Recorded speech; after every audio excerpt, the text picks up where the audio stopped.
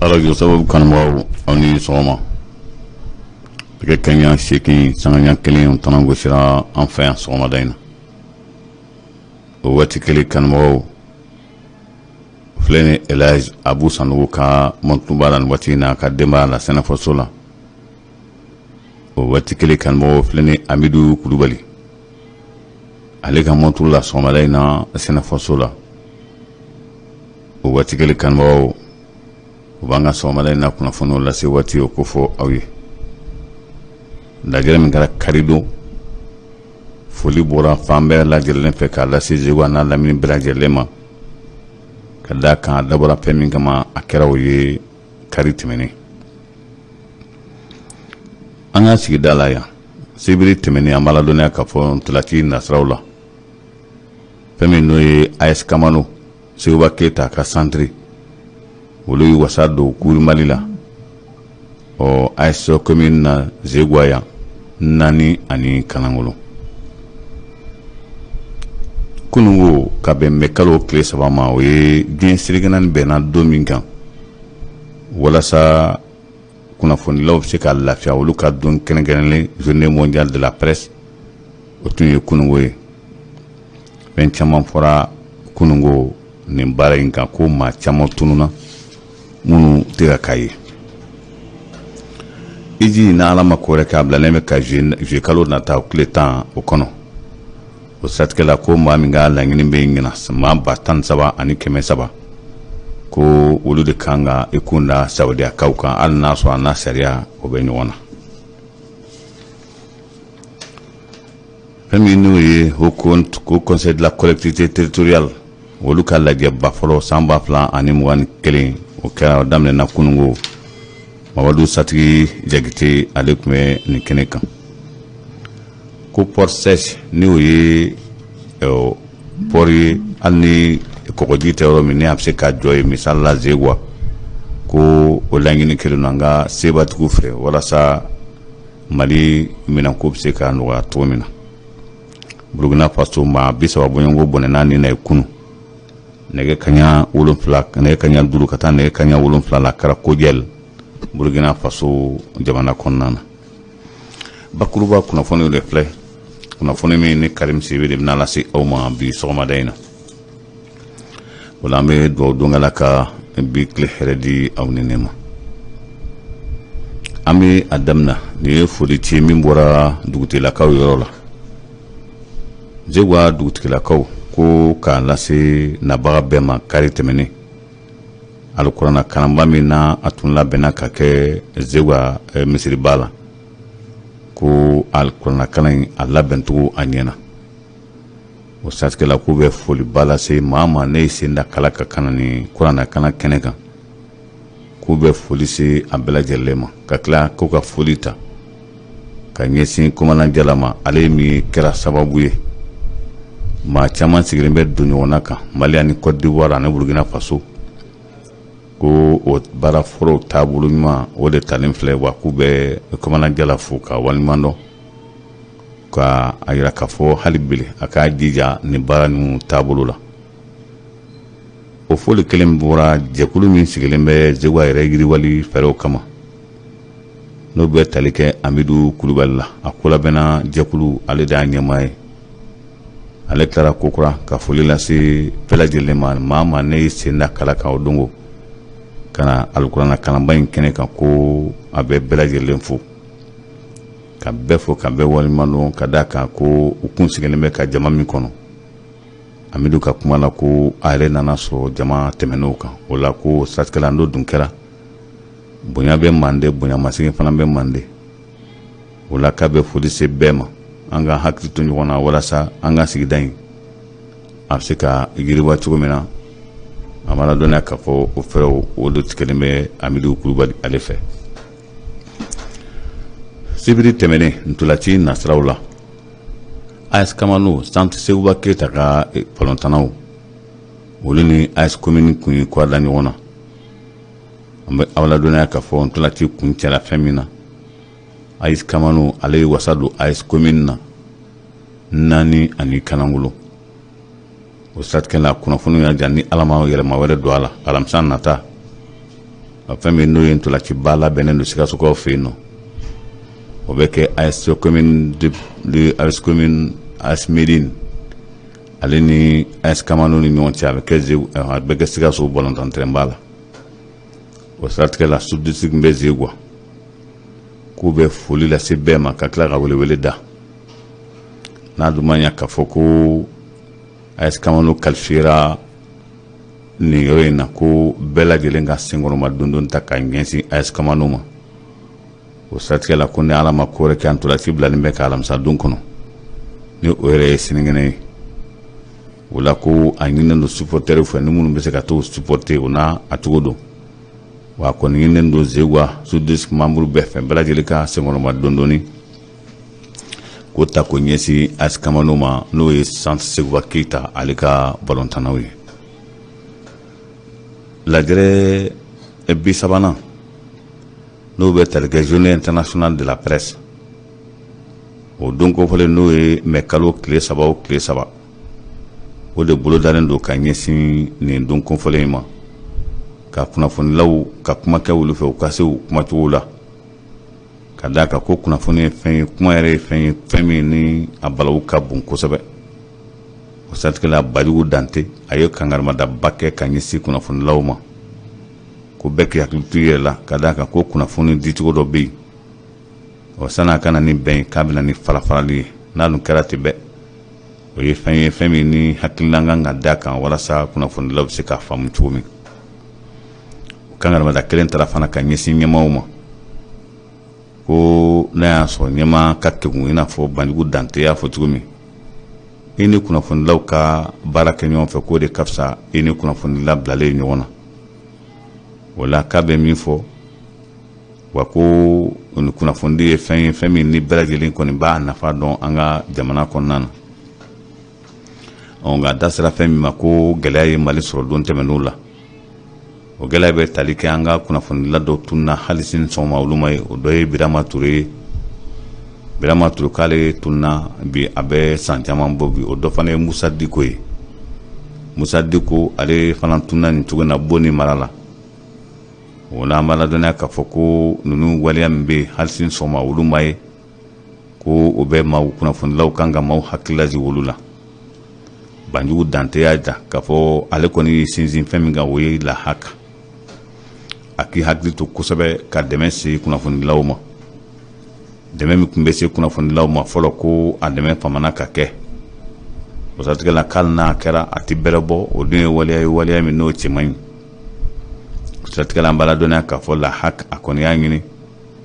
walasa fɛn min ni o ye Badiou Dante maison de la presse ale ni o bɛ se ka bɛn kelen ma cogo min na ka kunnafonidi ko don ba la n bɛ aw ladɔnniya k'a fɔ fɛrɛw o tigɛ la maa min kan ka taa Iji la ka d'a kan salon sini Iji sa o maa dɔw hali bi olu ma se ka taa Iji la ka d'a kan ko maa min kan ka taa Iji la ɲinan maa 13 ani 100 soba min bɛ yen n'o ye dunanjigiso so ye Iji ka so min bɛ yen Mali la yan a ɲɛmaaya o kalifalen bɛ maa min o ye Elhadji Abdul Fatah ale ye kunnafoni di nin kan ko o k'a lajɛ ka kow daminɛ kabiri sisan ka d'a kan ko Saudiyakaw ye min fɔ ɲinan in na ko coronavirus kosɔn ko fo maaw ka vaccin kɛ walasa siɲɛ 2 bɔɲɔgɔnko k'a sɛgɛsɛgɛ k'a dɔn ka tila ka vaccin kɛ walasa i bɛ se ka sira sɔrɔ cogo min na ni ka taa magantaga la o siratigɛ la bi aw ladɔnniya k'a fɔ ko kɛlen bɛ ka furaji caman bila maison de Aji la walasa ni maa min mako bɛ vaccination na o bɛ se ka taa Ijikɛlaw ka soba in kɔnɔ cogo min na walasa o bɛ se ka taa u yɛrɛ ka vaccin kɛ a delila k'a fɔ ɲinan Iji a kan ka daminɛ juillet kalo o tile 10 o siratigɛ la an bɛ aw ladɔnniya k'a fɔ min bɛ sen na Mahamadu Kɔnɛ n'ale ye ministre ye Mali la min ka baara ɲɛsinnen bɛ diinako ma ale kɔni y'a ja k'a fɔ u bɛ fɛɛrɛ bɛɛ lajɛlen tigɛ gouvernement bɛ ni jɔ a jɔyɔrɔ la kosɛbɛ walasa ka nin baara bɛɛ lajɛlen bila sen kan Ijikɛlaw o de bɛ se ka taa lafiya la cogo min na ni ka segin lafiya la session ordinaire n'o ye laadala lajɛrɛba ye ko conseil des collectivités territoriales fɛn min n'o ye Mokutari Wane ale y'o ka lasigi fɔlɔ san 2021 o kɔnɔna na o ka lajɛrɛba min ni a bɛ kɛ o la ko o daminɛna kunu Mamadu Satigi Jakite ale kɔni y'a ja k'a fɔ a bɛ foli se furancɛ fanga ma ka d'a kan ko bɛɛ hakili la k'a fɔ ko furancɛ fanga kun tɛna jɔyɔrɔ min fa ko ala barika la digi kɛra o jɔyɔrɔw la o siratigɛ la ko bɛɛ foli ba lase jamana ɲɛmaa yɛrɛ ma bandaw ka tila ka foli se Mokutari Wane ma ka tila ka foli se colonel Assimi Goïta ma o ka jija la walasa jamana in bɛ se ka basigi cogo min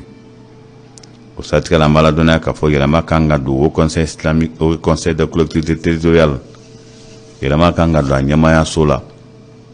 o min ni kɛbɔ o kan ko baaraw bɛ sen na sani a kuncɛli cɛ Kulubakaw fɛ yen an b'a ladɔnniya k'a fɔ Isufu Patili ni y'ale Mali sebatigi olu ka tɔnba o ɲɛmaa ye Sesim olu ka Mali yɛrɛ la seba bɛ minnu ye n'olu ye opérateur économique baw ye olu ka tɔn olu taara bandaw fɛ kunu ka taa hakilina yira kɛ bandaw la bandaw fana bisimila fɛla min b'o la an bɛ aw ladɔnniya k'a fɔ u y'o fɛla fɔ o fɛla fɔlen na o kɛra sababu ye ni o ye hakilina caman jira ɲɔgɔn na ni sen fɛ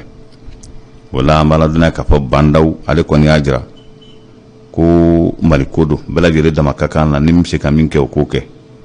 Isufu Batili nin tɔnba ɲɛma o kalifalen b'a la san 5 bɔɲɔgɔnko o de dilen bɛ ale ma maa min na n'o dira ma a y'a jira k'a fɔ laɲini dɔ b'u fɛ u kan ka min fɔ jamana ɲɛmaa ɲɛna ko bolodali tun y'a jira k'a fɔ Mali dondaw la ko port sèche n'o ye ka yɔrɔ dɔw labɛn yɔrɔ min ni Mali minɛn fɔlɔ u kan ka ton yɔrɔ min na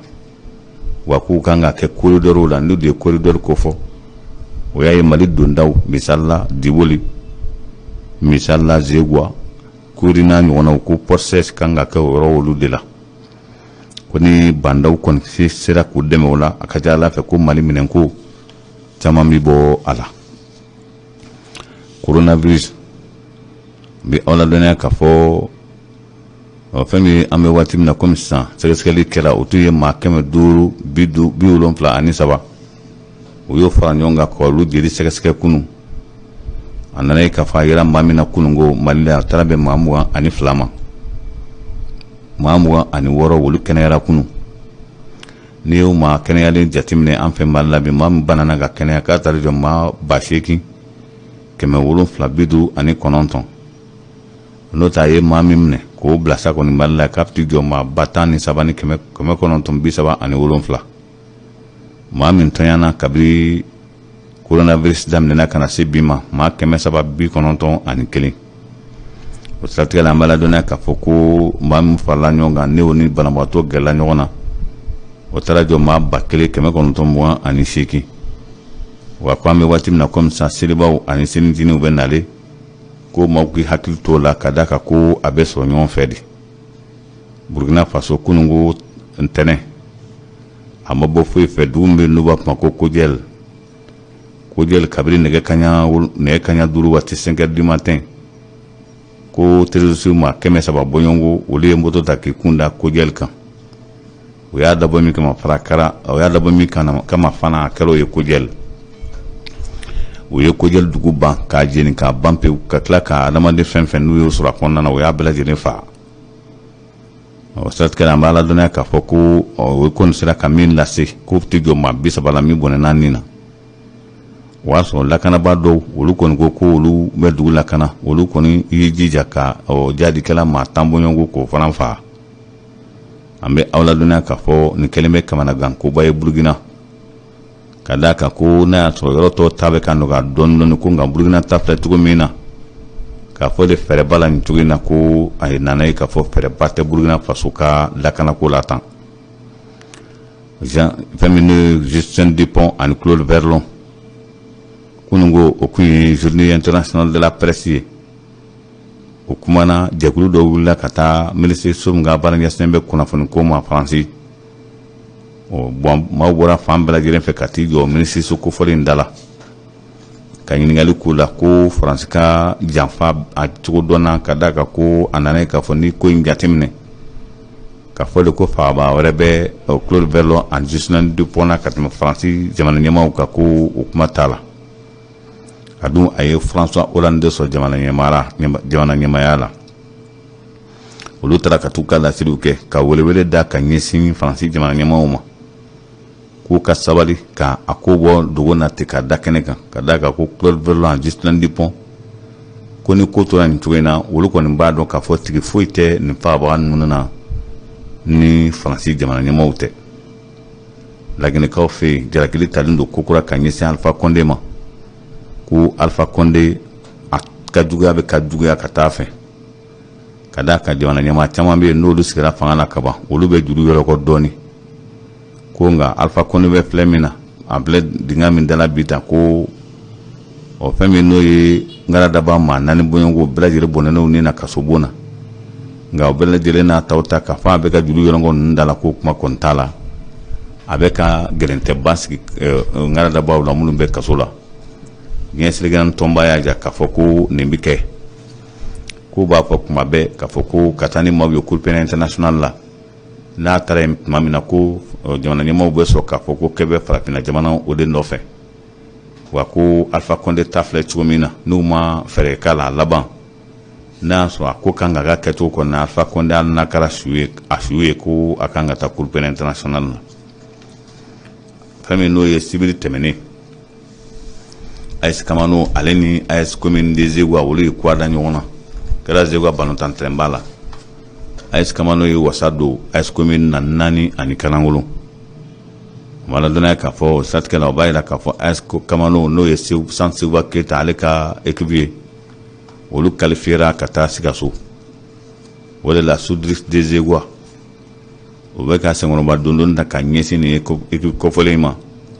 walasa bɛɛ lajɛlen maa min se ye min hali ni se kɛra duwawu ye i bɛ se k'o kɛ équipe nin cogo min na walasa fɛn min ni o ye nin fɛn kofɔlen a bɛ se ka nɔgɔya cogo min na nin balontan in n'a kan ka kɛ ni Ala ma ko wɛrɛ kɛ alamisa don n'o o ye yɛrɛ sinikɛnɛ an bɛ aw ladɔnniya k'a fɔ ko o ntolaci n'a bilalen bɛ ka alamisa don kɔnɔ a ɲinilen don supporter minnu bɛ ka taa u bɛ se ka taa ɲɛ da nin ntolaci in kan nin ye foli ci ka bɔ Amidu Kulubali yɔrɔ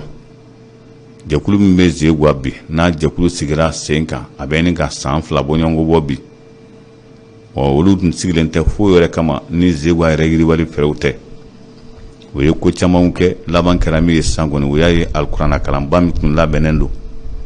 komadan Jala ale n'a terikɛ walasa ka olu ka manda san 5 se ka lafiya cogo min na a nana ye k'a fɔ ka alikuranna kalanba kɛ n'o dun kɛra ka ɲɛ o kɛlen ka ɲɛ fana jɛkulu min yɛrɛ sigilen bɛ o labɛnni kama fana o ye Amidu Kulubali ka jɛkulu ye o de la ko a bɛ foli se bɛɛ lajɛlen ma ko Ala ka nin ɲɔgɔn na caman o kɛ an fɛ yan Zegua an fana bɛ ɲɔgɔn bila sɔgɔmada in na ne bɛ foli kura ko ɲɛsin aw ma k'a fɔ aw ye ni Ala ma ko wɛrɛ kɛ an bɛ ɲɔgɔn sɔrɔ n'Ala sɔnna ma ni kuran ma tigɛ